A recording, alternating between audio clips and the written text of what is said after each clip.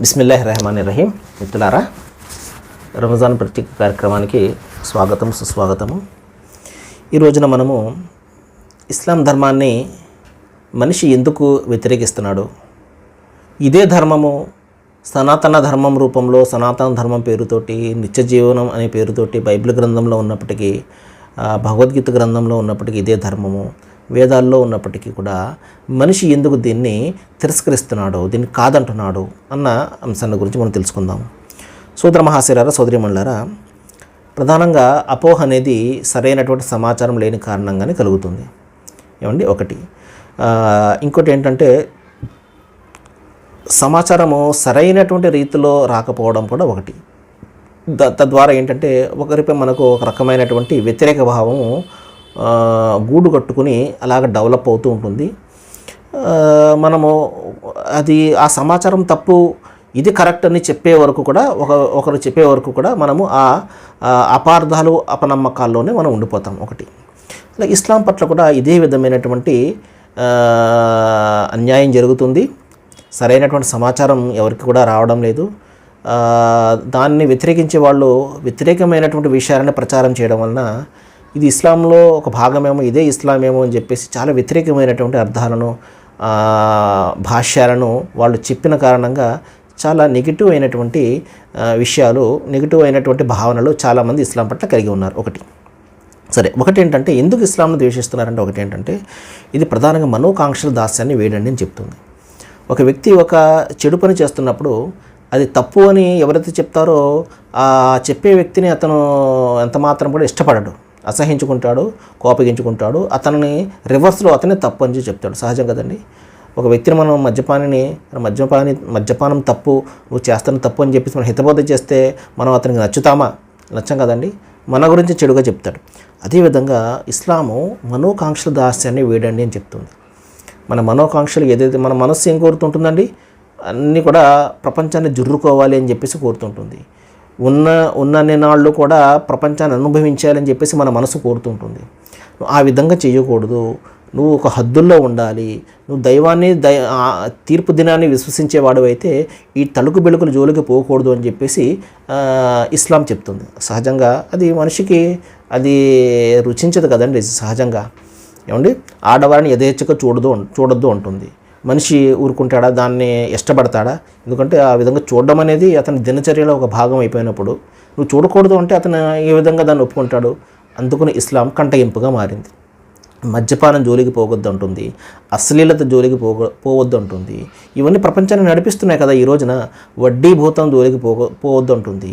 ఇవన్నీ ఎలాగున్నాయంటే మన మనస్సు ఏదైతే కోరుతుందో దానికి అంత వ్యతిరేకంగా ఉన్నాయి ఈ బోధనలన్నీ కూడా. అలాంటప్పుడు మనిషి దాన్ని ఏ విధంగా ఇష్టపడతాడు?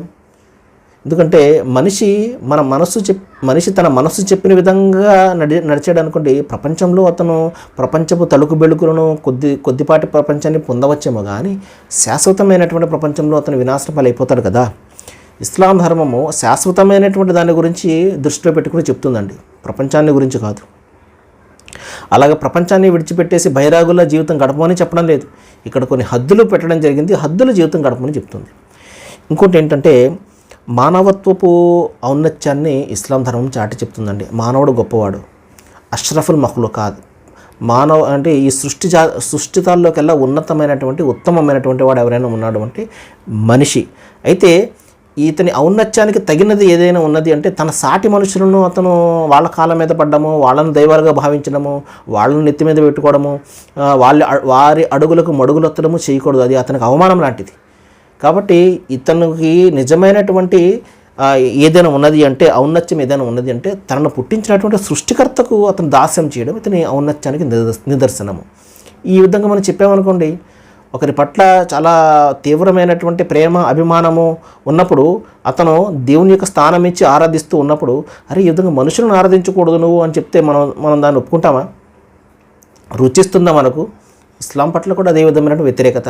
ఇదేంటిది, నేను ఆరాధిస్తున్న వాళ్ళను, ఈ మనుషులను, వీళ్ళను కాకుండా సృష్టి ప్రభువుని ఆరాధించాలా? ఆయన ఎవరో కూడా నాకు తెలియదు, ఆయన ఎలాగుంటాడో కూడా నాకు తెలియదు, ఎలాగుంటాడో తెలియని దాన్ని నేను ఎలా ఆరాధించాలి అని చెప్పేసి మనిషి ఏమాత్రం కూడా ఆలోచన చేయకుండా ఇస్లాం ధర్మాన్ని వ్యతిరేకిస్తాడు. ఇంకో విషయం ఏంటంటే, ఇస్లాం ధర్మం సమానత్వాన్ని కోరుతుంది, సమానత్వాన్ని అది సాధిస్తుంది. అందరూ సమానమే ఉంటుంది ఇక్కడ. కానీ ఇక్కడ మన వ్యవస్థ అంతా కూడా కుల వ్యవస్థ, మత వ్యవస్థ. ఇక్కడ అంతా కూడా అందరు గొప్పవాళ్ళు, తక్కువ వాళ్ళు, ఈ విధమైనటువంటి వ్యవస్థ ఇక్కడ. అటువంటిప్పుడు అందరినీ ఒక ఘాటు కట్టి అందరినీ ఒక తాటిపైకి తెచ్చి మీరు అందరూ కూడా సమానమే ఏది మానవత్వం పరంగా, మనిషి పరంగా, అంతే తప్పించి టాలెంట్ పరంగా కాదు. మీరు అందరూ కూడా సమానమే దైవం దృష్టిలో అన్నప్పుడు మనిషి ఎలా ఒప్పుకుంటాడు? తన యొక్క హోదా, తన కులము ఏదైతే ఆధిపత్యం ఏదైతే ఉందో దాన్ని పోగొట్టుకోవడానికి అతను ఇష్టపడ్డా కదా. అందుకనే కులాధిపత్యాన్ని నిర్మూలిస్తున్నటువంటి ఈ ఇస్లాం ఏదైతే ఉందో ఇస్లాం పట్ల అతనికి ఒక రకమైన వెగటు కలుగుతుంది. ఇంకా చాలా రకాలైనటువంటి కారణాల వలన సోదర మహాశిలార్ సోదరిమండారా ఇస్లాం పట్ల ఒక రకమైన వ్యతిరేక భావన అందులో ఉంది. ఇది ఏమీ కూడా కాదు. మన మనస్సు ఏదైతే కోరుతుందో దాని మాట మనం విన్నామంటే అది మనల్ని తీసుకువెళ్ళి ప్రపంచపు తలుకు వెలుగులు చూపించి చివరకు భయంకరమైనటువంటి వినాశన పాలు చేస్తుంది. మన మనస్సును మనం కంట్రోల్ చేయాలి. కాబట్టి ఈ విధంగా మన మనస్సుకు వ్యతిరేకంగా మనం చెప్తున్నటువంటి ఇస్లాం ధర్మంలో ఉన్నటువంటి అంశాలను మనం అనుసరించినట్లయితే తప్పనిసరిగా ప్రపంచంలో కష్టాలను అనుభవించవచ్చేమో కానీ పరలోకంలో తప్పనిసరిగా సాఫల్యాన్ని పొందుతాం. రండి ఇస్లాంను తెలుసుకుందాము. సర్వేజన సుఖనో భవంతు.